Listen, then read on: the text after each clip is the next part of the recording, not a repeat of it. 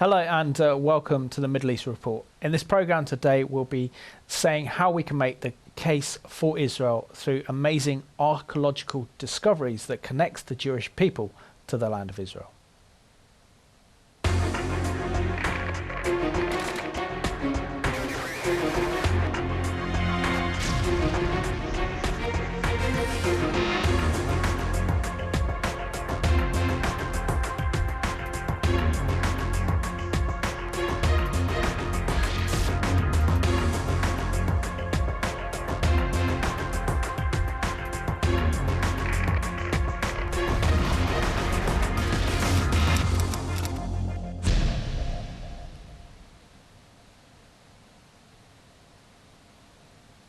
Warm welcome to the programme. And my guest for today's Middle East Report is Eli Ofir of Holy Land Portraits. So Eli, welcome to the programme. Hello.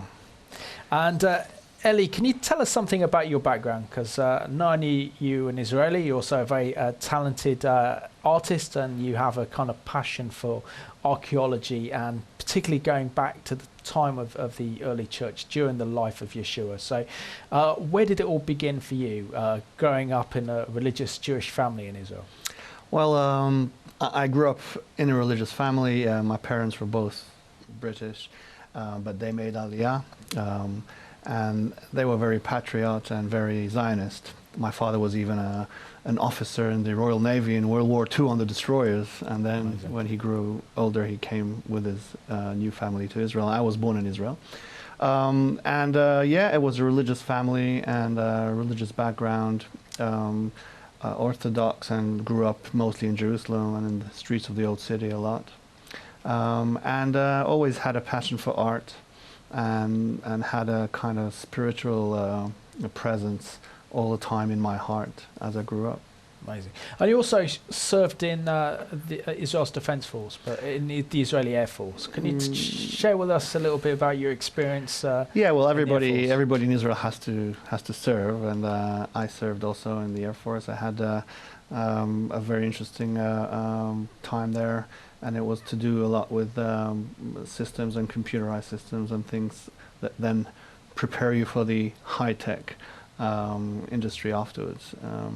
And then, yeah, I was in the high-tech industry for about 15 years, Israel, Silicon Valley, doing computerized and multimedia systems. Absolutely. And now you are painting these amazing portraits and pictures of Jerusalem. I'll just show you here. Probably 40. When I was 40, the crisis, I changed everything, and after the dot-com bubble exploded in 2001. I left all that, and we moved to England. We live in the countryside, and I took on one of my hobbies, which I always had, which was drawing. And I started to draw these old listed properties in England, all the old quirky houses. And I make a living from that, never looked back. A very different and quiet and peaceful life. I can imagine. So when you draw the pictures, and we've got some pictures that we can show you now of some of your artwork, when you draw some of these pictures of some of these very recognizable holy sites in Israel, such as the Western Wall, the Temple Mount, Tiberias Sea. So you have Tiberias here, for example. Yeah. So I take all the old parts. Here you can see the hotels and all the tourist industry, but I take and I put the old features in there, and I draw it the way I feel it probably looked like, thousands of years ago. And if I take the baptism site on the Jordan River near Jericho, where probably John the Baptist baptized Yeshua, I kind of give my take on that. So I was drawing these pictures alongside to my regular work in the last couple of years, and I felt more and more drawn to this kind of period of about 2,000 years ago. And when I was drawing all these pictures, of course I was drawing them as they used to look like, but something in my heart and the passion for that particular period of the first 200, 300 years AD. And I just suddenly understood that I'm drawing that period. And I'm drawing as if, this is the period where the very early Christians and the Jewish people were living together after the time of Yeshua. And from this, lots of things started to come up within my heart in the last couple of years, and I started to research a lot about this period. So the drawings are like the first path into this new journey I'm on now. So share with us this new journey and this discovery, because obviously this is a fascinating period of history, that time of Yeshua and after Yeshua. And maybe you can even, read out some of the Hebrew names of the disciples, because it's very powerful. Exactly. So most people know this, but we tend to forget on both sides, also the Jewish people and also the Christian people, that at the beginning, before the Christian establishment of the Roman Church began in 325, more or less, there was 200 or 300 years of people living together. And all the disciples of Yeshua were all Jewish people. And all the first early Christians were Jewish people. And people, sometimes forget that Peter, Andrew, James, John, Matthew, all the disciples were actually Jewish people with Israeli Jewish biblical names. And if you can put that screen on with the names, I can show you that Peter, for example, and I'll pronounce the name so a lot of your viewers will actually hear the names of the disciples for the first time. So Peter is Shimon bar Yonah, Andrew is Andreas bar Yonah, James was Yaakov ben Zavdi, his brother John was Yochanan ben Zavdi, Bartholomew was Bar Talma Netanel, Matthew, that wrote one of the Gospels, is Mati Levi, just Levi, like Cohen and Levi, so Mati Levi. Philip was Philippus Beit Seda, James the younger was Yaakov ben Chalfi, Judah was Yehuda ben Yaakov, and Judas was Yehuda ish Krayot, and Simon was Shimon HaKanayan, and Thomas was Thomas Didymus. So it's just to go back and to see that the people who were walking with Yeshua and the people who wrote afterwards all the books of the New Testament are Jewish people who believed that their Messiah did come. And that's the only difference that was then, before what I call the separation. It was the togetherness. And that period of time brings me a lot of passion to investigate and to try and find evidence and more information about that time. And I did succeed to find, like we'll see later on, some really strong evidence and compelling archaeological items. Shall we have a look at that archaeological evidence now, as we've got this amazing footage of a first century synagogue in which the name Yeshua is inscribed on the mosaics on the floor of the synagogue.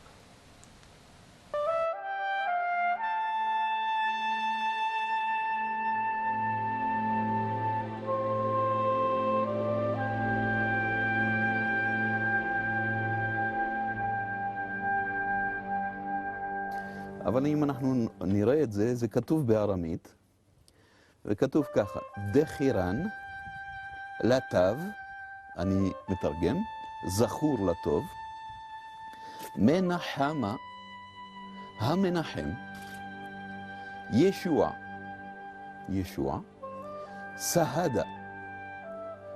המושג סהדה הוא מושג, כן, של מי מת על קידוש השם, וגם הפירוש שלו בארמית זה גם מהעד, העד אבל לא במובן בלבד של בית משפט, אלא מי שמסר עדות בחייו, כן, כפי שאנחנו יודעים בתורה כתוב, ויעקב יקרא לו גלעד ולבן יגר סהדותה, כן? אז סהדה זה שהיד. זה מי שמת על קידוש השם, בלטינית זה מרטיר, כן? זאת אומרת שיש לנו פה שם אחד בוודאות, ישוע, התואר שלו המנחם, ומת על קידוש השם, הוא גם עד, ויש לנו עוד שם שהוא שימ, ואפשר לשער שמדובר בשמעון. וכאשר הלכתי ושוחחתי עם אנשי המקום פה, אלה שחפרו ואלה שחקרו, מה זה אומר? כתובת כזאת. אז הם אמרו, כל זה מקרי לחלוטין. זה כל כך חלש, כל העמדה הזאת. זה כאילו לא רוצים לקבל את זה, שכנראה המקום הזה היה מאוכלס על ידי יהודים משיחיים שראו את עצמם כיהודים לכל דבר. מבחינתם הם יישמו את היהדות. הם האמינו בישוע כמשיחו של ישראל. ואני חושב שהנושא הזה היה דיון ציבורי עמוק ורציני בין החוקרים, ומפני שזה לראשונה אזכור בתוך בית הכנסת של ישוע. זה צריך להיות סקופ עולמי.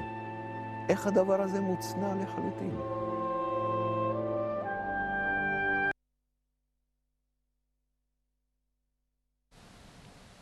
And what a fantastic discovery to find a synagogue, a first century synagogue in Israel, where Yeshua is described as a martyr. It's just absolutely incredible. And yes, I mean, I have to follow on with the Israeli archaeologists that, yes, this is an amazing scoop. So why is little known about this incredible discovery in Israel? Well, first of all, you have to grasp what is it for a normal, regular Jew to even say the word Jesus or Yeshua or Yeshu. For the average Jewish person that doesn't know a lot about it, it's immediately the connotation is blood, Spanish Inquisition, Crusades, and Holocaust. You know, it's all the worst things that can happen for a Jew is Jesus and the Christianity, and it all goes together for the Jewish people who don't know a lot.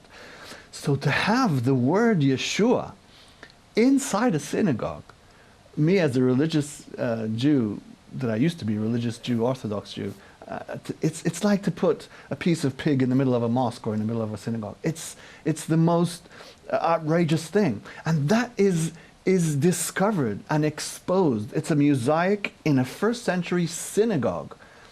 Not a church, not a place of gathering, a synagogue with the Holy of Holies, with the Torah books and everything. A mosaic in the synagogue near Hebron, and it says for the comforter Yeshua who died as a martyr, and nobody shows you that.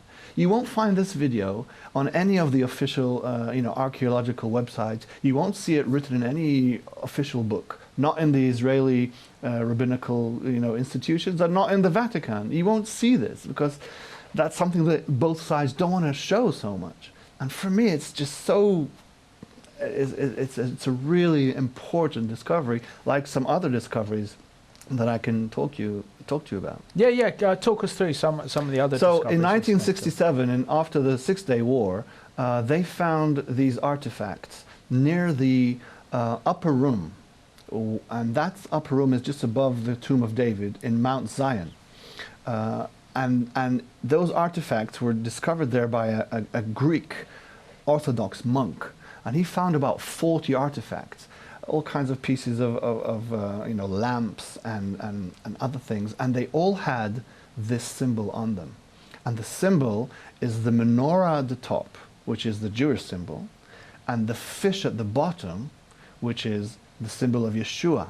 And they join together with the tail of the fish and the base of the menorah to make the Star of David.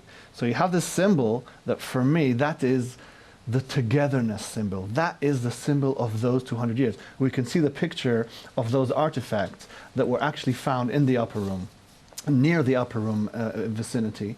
And when you go through them, you can actually see them on all the other artifacts that appear there. And there's also a stone there, the stone you can see on the bottom left, which, if we can zoom into that in the next picture, it not only has the symbol on it, but it also has, in Aramaic, it says, "for the oil of the Spirit."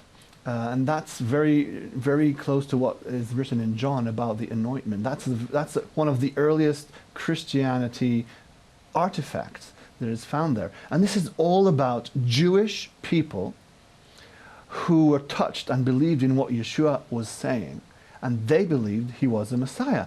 And don't forget, back in those times, if you were a Gentile back then, so you were a Roman or a Greek or an Egyptian, and you were in that area and you were touched by what people were talking about Yeshua, or you were touched by what he said, what would you do?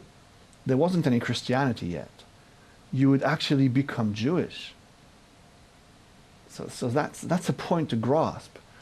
If you liked what you heard about Yeshua and you started to believe in him, you became Jewish in one of the sects, the Jewish sects that were back then, like the Nazarenes or the Ebionites. And some of them were very open to Gentiles and asked them to join. Some of them were a bit more particular. So for hundreds of years, not 1 or 2 generations, for 20 or more generations, Jewish people were living together with Jewish people who believed Yeshua was the Messiah, in the same communities, in the same synagogues, doing the same holidays together, same families. So for example, Rabbi Eliezer, that is one of the rabbis from the Sanhedrin and is written in the Haggadah Shel Pesach, Passover Haggadah, he's one of the main rabbis. He was the nephew of Shaul HaTarsi, Rabbi Shaul HaTarsi, who later changed his name from Shaul to Paul, and he is Saint Paul.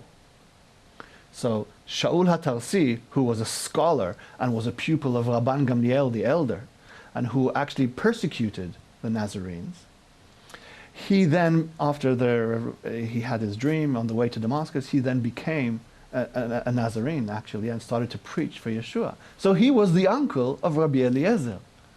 So these people were all together, living together. Of course you had fundamentalistic part, and there were people persecuting, and there were all these other parts, but mainly for hundreds of years they shared the same communities.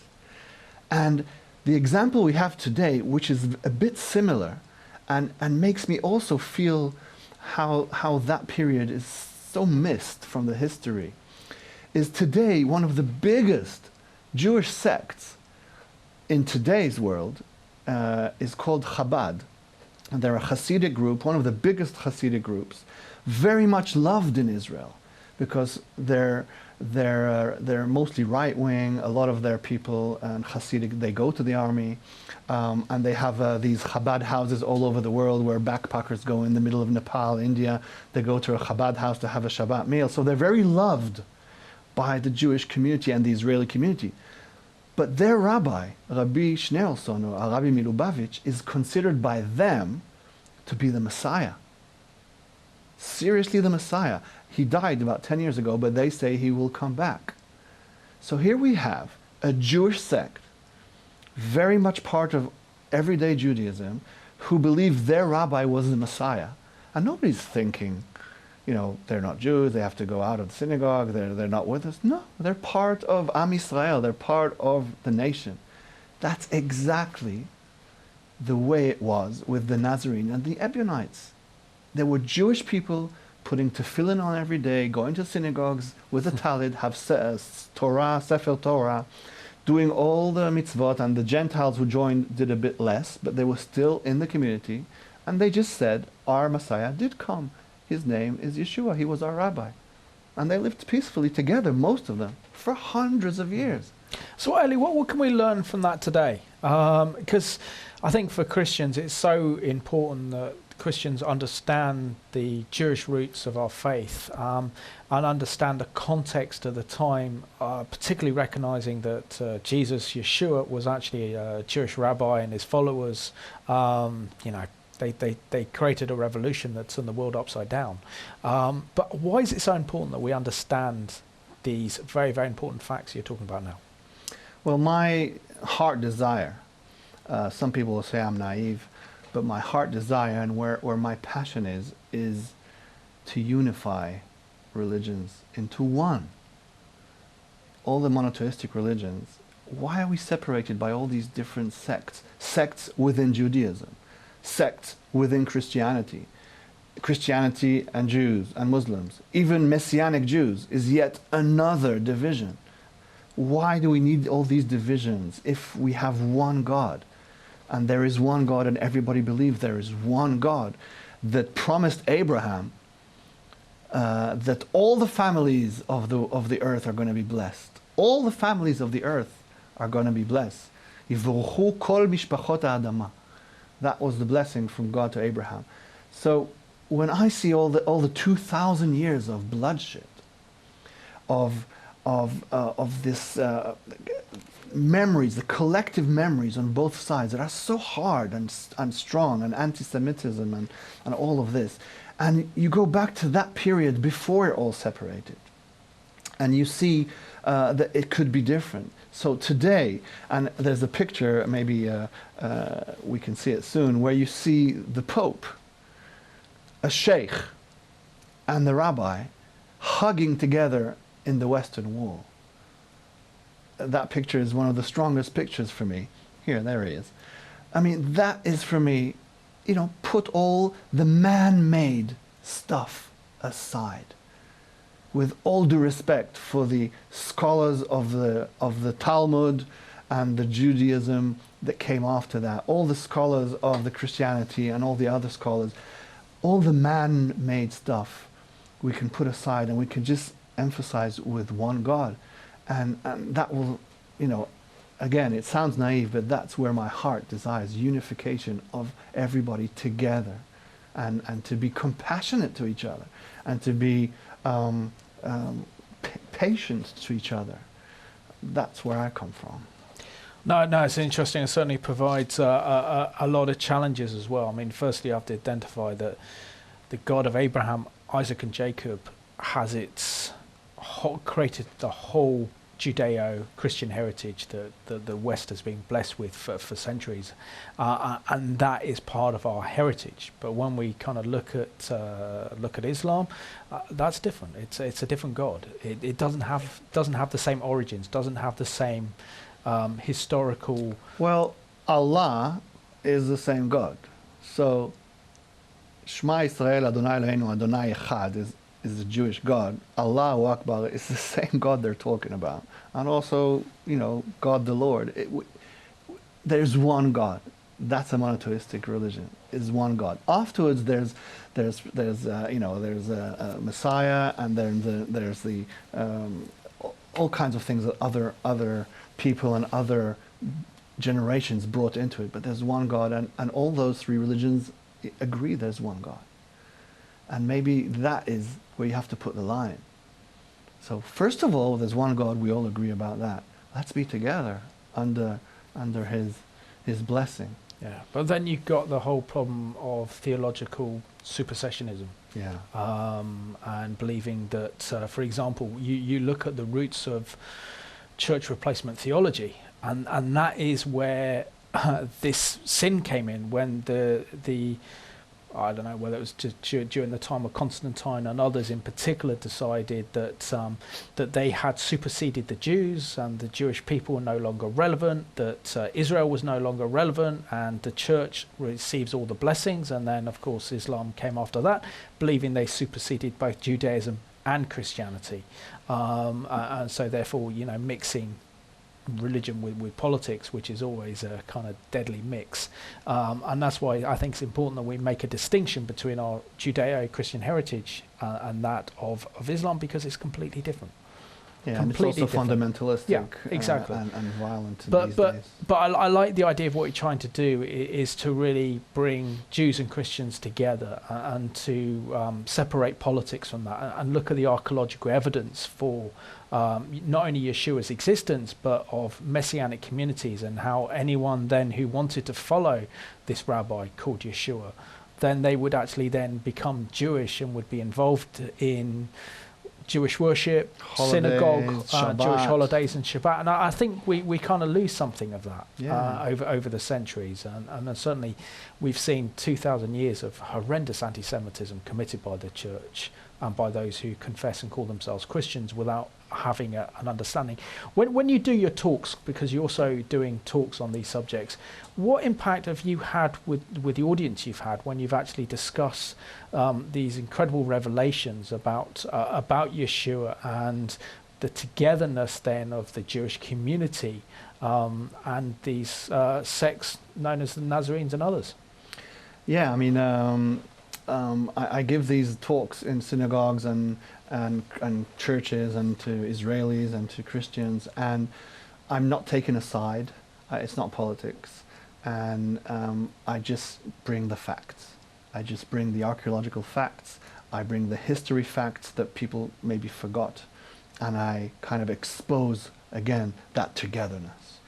And that brings, I have to say, in a lot of cases, tears to people's eyes. People come to me after these talks with tears and say, we didn't know, we didn't grasp it. It really makes us think again about, you know, how we were all we're all together in the same boat, and why are we all the time thinking that, you know, we're right and you're wrong, and just this thought. And for me, it's like I'm so passionate about this, and also they relate to my artwork, because I give the talks, I show these videos and all these facts, and I go through all the history till the pinnacle of, you know, this is how it was supposed to be, probably.